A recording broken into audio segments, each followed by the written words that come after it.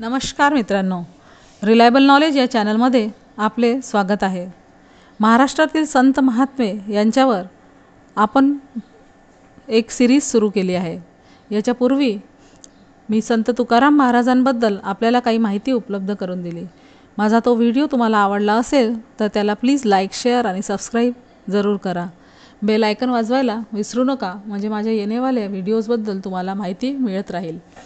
आपल्या आजच्या व्हिडिओमध्ये आपण संत गाडगेबाबा यांच्या जीवनायुष्याबद्दल माहिती जाणून घेऊया। संत गाडगेबाबा यांचा जन्म 23 फेब्रुवारी 1876ला कातेगाव येथे झाला। हे एक समाजसुधारक म्हणून ओळखले जाणारे राज्यातील कीर्तनकार, संत आणि समाजसुधारक होते। त्यांनी स्वेच्छेने गरीब राहणी स्वीकारली होती। ते सामाजिक न्याय देण्यासाठी विविध गावांना भटकत असत। गाडगे महाराजांची सामाजिक न्याय, सुधारणा आणि स्वच्छता या विषयात जास्त रुची होती। 20व्या शतकातील समाजसुधार आंदोलनांमध्ये ज्या महापुरुषाचा सहभाग आहे त्यापैकी एक महत्त्वाचे नाव गाडगेबाबा यांचे आहे। संत गाडगे महाराजांचे पूर्ण नाव डेबूजी झिंगराजी जानोरकर होते। त्यांच्या वडिलांचे नाव झिंगराजी राणोजी जानोरकर तर आईचे नाव सखुबाई झिंगराजी जानोरकर हे होते।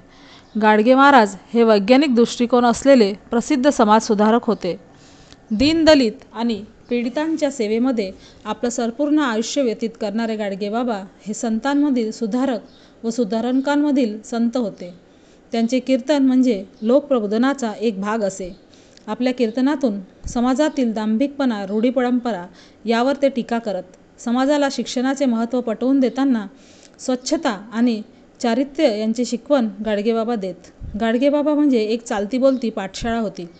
गाडगे महाराज हे गोरगरीब, दीनदलित यांच्यामधील अज्ञान, अंधश्रद्धा, अस्वच्छता यांचे उच्चाटन करण्यासाठी तळमळीने कार्य करणारे समाजसुधारक होते। तीर्थी धोंडापणी देव रोकडा सज्जनी असे संगीत दीन दुबळे, अनाथ, अपंगांची सेवा करणारे थोर संत म्हणजे गाडगेबाबा। देवळात जाऊ नका, मूर्तिपूजा करू नका, सावकाराचे कर्ज काढू नका, अडाणी राहू नका, पोथीपुराणे, मंत्रतंत्र, देवदस्की, चमत्कार असल्या गोष्टींवर विश्वास ठेवू नका अशी शिकवण आयुष्यभर त्यांनी दिली। माणसात देव शोधणाऱ्या या संताने लोकांनी दिलेल्या देणग्यातील पैशातून रंजल्या गांजल्या अनाथ लोकांसाठी अनेक आश्रम सुरू केले। अनाथ लोकांसाठी महाराष्ट्रात ठिकठिकाणी धर्मशाळा, अनाथालये, आश्रम व विद्यालये सुरू केली। रंजले गांजले, दीन दुबळे, अनाथ, अपंग हेच त्यांचे देव। या देवांतच गाडगेबाबा अधिक रमत। डोक्यावर झिंज्या, त्यावर खापराच्या तुकड्याची टोपी, एका कानात कवडी, दुसऱ्या कानात फुटक्या बांगडीची काच, एका हातात झाडू, दुसऱ्या हातात मडके असे त्यांचा वेश असे। समाजातील अज्ञान, अंधश्रद्धा, भोळ्या समजुती, अनिष्ट रूढी परंपरा दूर करण्यासाठी त्यांनी आपले आयुष्य वेचले। यासाठी त्यांनी कीर्तनाच्या मार्गाचा अवलंब केला। आपल्या कीर्तनात ते श्रोत्यांनाच विविध प्रश्न विचारून त्यांच्या अज्ञानाची, दुर्गुण व दोषांची जाणीव करून देत असत। त्यांचे उद्देशही साधे सोपे असत। चोरी करू नका, सावकाराकडून कर्ज घेऊ नका, व्यसनांच्या आहारी जाऊ नका, देव धर्माच्या नावाखाली प्राण्यांची हत्या करू नका, जातीभेद व अस्पृश्यता पाळू नका असे ते आपल्या कीर्तनातून सांगत। देव दगडात नसून तो माणसात आहे हे त्यांनी सर्वसामान्यांच्या मनावर ठसविण्याचा प्रयत्न केला।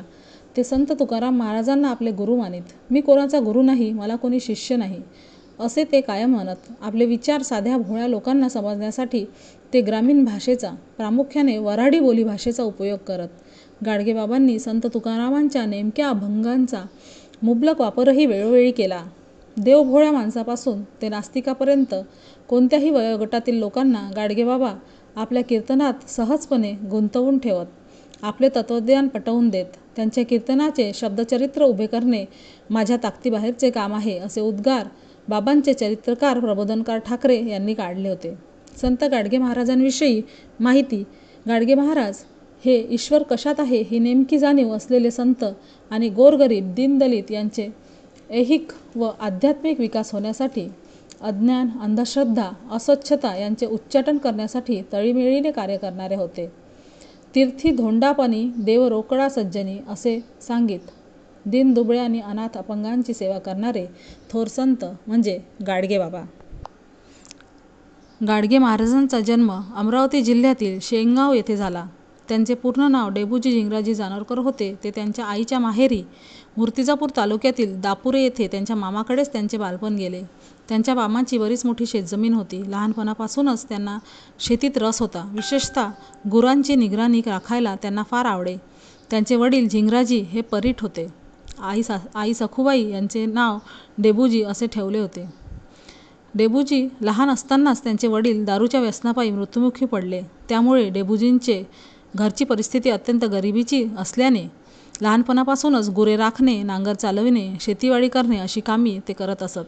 त्यांना कामाची खूप आवड होती. स्वच्छता हा त्यांचा विशेष गुण होता. डेबूजींचे लग्न लहानपणीच झाले होते. त्यांना 4 मुली होत्या, पण त्या संसारात फारसे रमले नाही. घरदार सोडून अवघ्या समाजाचा संसार सुधारण्यासाठी ते घराबाहेर पडले.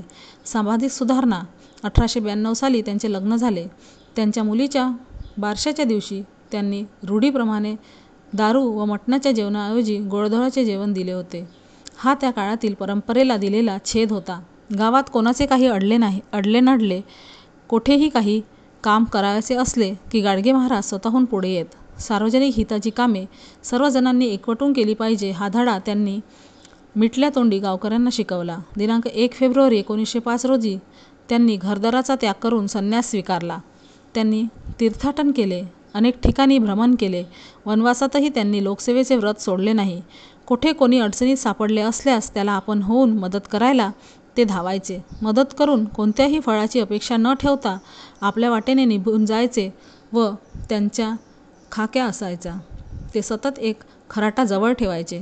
अंगावर गोधडी वजा फाटके तुटके कपडे आणि हातात एक फुटके गाडगे असा त्यांचा वेश असे. त्यामुळेच लोक त्यांना गाडगेबाबा म्हणून लागले. ते ज्या गावात जाते त्या गावात झाडूने स्वच्छ करीत. सार्वजनिक स्वच्छता, अंधश्रद्धा निर्मूलन ही तत्त्वे समाजात रुजवण्यासाठी त्यांनी स्वतः सातत्याने सक्रिय राहून जीवापाड प्रयत्न केले. समाजातील अज्ञान, अंधश्रद्धा, भोळ्या समजुती, अनिष्ट रूढी परंपरा दूर करण्यासाठी त्यांनी आपले पूर्ण आयुष्य वाचले. यासाठी त्यांनी कीर्तनाच्या मार्गाचा अवलंब केला. आपल्या कीर्तनात ते श्रोत्यांनाच विविध प्रश्न विचारून त्यांना अज्ञानाची, दुर्गुण व दोषांची जाणीव करून देत. त्यांचे उद्दिष्ट साधेसोपे असत. चोरी करू नका, सावकारांकडून कर्ज काढू नका, व्यसनांच्या आहारी जाऊ नका, देवधर्माच्या नावाखाली प्राण्यांची हत्या करू नका, जातीभेद व अस्पृश्यता पाळू नका असे ते आपल्या कीर्तनातून सांगत असे. देव दगडात नसून तो माणसात आहे. त्यांनी सर्वसामान्यांच्या मनावर ठसविण्याचा असा प्रयत्न केला. संत तुकाराम महाराजांना आपले गुरु मानित. मला कोणीही शिष्य नाही असे ते कायम म्हणत. आपले विचार साध्या भोळ्या लोकांना समजण्यासाठी ते ग्रामीण भाषेचा वापर करत. देवभोळ्या माणसांपासून ते शहरी नास्तिकांपर्यंत कोण्याही वयोगटातील लोकांना गाडगेबाबा आपल्या कीर्तनात सहजपणे गुंतवून ठेवत असत. त्यांनी नाशिक, देहू, आळंदी व पंढरपूर या धार्मिक ठिकाणी धर्मशाळा बांधल्या. गोरगरीब जनतेसाठी छोटी मोठी रुग्णालये बांधली. अनेक नद्यांकाठी घाट बांधले. अतिगरीब, अनाथ व अपंग लोकांसाठी अन्नछत्राची व्यवस्था केली. कुष्ठरोग्यांची सेवा केली. महाराष्ट्रातील संत परंपरेबाबत ज्ञानदिवे रचले पाया, मुका झालेसे कळस असे म्हटले जाते. संत गाडगेबाबांच्या कार्यामुळे या भागवत धर्माच्या कळसावर गाडगेबाबांनी 20व्या शतकात कर्मयोगाची ध्वजा चढवली असे म्हटले जाते. महाराष्ट्रातील समाजवादाचे प्रचंड व्यासपीठ असे यथार्थ उद्गार आचार्य अत्रे यांनी संत गाडगेबाबाबद्दल काढले होते. लोकसेवेच्या या धकाधकीच्या प्रवासात त्यांचे अमरावतीजवळ वलगाव येथे पेढी नदीच्या पुलाजवळ 20 डिसेंबर 1946 रोजी देहावसन झाले. गोपाला गोपाला देवकीनंदन गोपाला या भजनाचा प्रसार करणाऱ्या कर्मयोग्यावर दृढ श्रद्धा असणाऱ्या या सत्पुरुषाची आणि कर्त्या समाजसुधारकाची समाधी अमरावती येथे आहे. अमरावती विद्यापीठाला गाडगेबाबांचे नाव देऊन संत गाडगेबाबा अमरावती विद्यापीठ असे नामकरण करण्यात आले. संत गाडगेबाबांच्या दशसूत्री संदेश गाडगेबाबा प्रबोधन काव्य याच्यातून सांगत. ते म्हणत, भुकेल्यांना अन्न, तहानलेल्यांना पाणी, उघड्या नागड्यांना वस्त्र, गरीब मुलामुलींना शिक्षणासाठी मदत, बेघरांना आसरा, अंध पंगू रोगी यांना औषधोपचार, बेकारांना रोजगार, पशुपक्षी यांना आणि मुक्या प्राण्यांना अभय, गरीब तरुण तरुणींचे लग्न, दुःखी आणि निराशांना हिंमत, गोरगरिबांना शिक्षण हाच आजचा रोकडा धर्म आहे. हीच खरी भक्ती व देवपूजा आहे. संक्षिप्त चरित्र. गाडगेबाबांनी कीर्तनाद्वारे आपले लोकशिक्षणाचे कार्य ऋणमोचन या गावापासून सुरू केले. ऋणमोचन येथे त्यांनी लक्ष्मीनारायणाचे मंदिर बांधले. 1908 मध्ये पूर्णा नदीच्या घाटावर त्यांनी घाट बांधून घेतला. गाडगेबाबांचे मिशन स्थापन करून महाराष्ट्रभर शिक्षण संस्था व धर्मशाळा स्थापन केल्या गेल्या. गाडगे महाराज गोधळे महाराज म्हणून ओळखले जात होते. 1932 मध्ये सदावर्त संत गाडगेबाबांनी सुरू केले. गाडगे महाराजांनी कीर्तनाद्वारे लोकजागृतीचा मार्ग अवलंबला. एकदा गाडगेबाबा रस्त्याने जात असताना समोर एक व्यक्ती दगडाची पूजा करत असताना त्यांना दिसली. त्याने दगडावर हार चढविला, दुधाने आंघोळ घातली.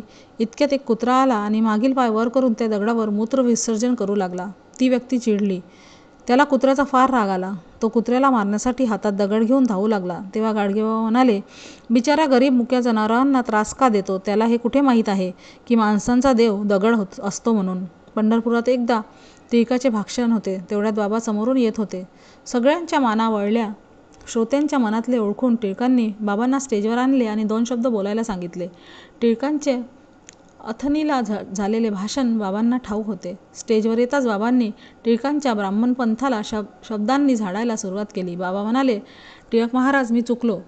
आम्ही हयातभर तुमची कापडं धुतली, इस्त्री केली, तेव्हा आम्ही कसे मार्गदर्शन करू? महाराज, काय बी करा, पण आम्हाला बी ब्राह्मण करा.